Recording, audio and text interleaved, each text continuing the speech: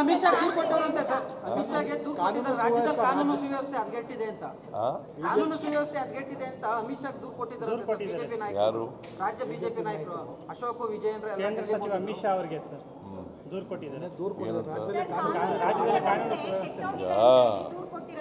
ಕಾನೂನಿನ ಸುವ್ಯವಸ್ಥೆ ಕಾಪಾಡೋದು ರಾಜ್ಯ ಈಗ ಕೇಂದ್ರದಲ್ಲಿ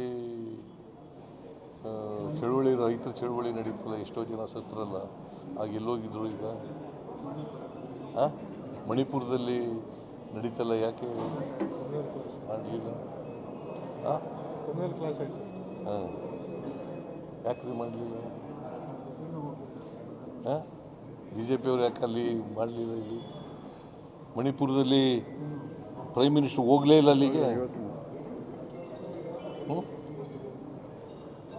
ನೀವು ಇದನ್ನೆಲ್ಲ ಹೇಳೋದೇ ಇಲ್ಲ, ತೋರಿಸೋದೇ ಇಲ್ಲ ಇವನ್ನ.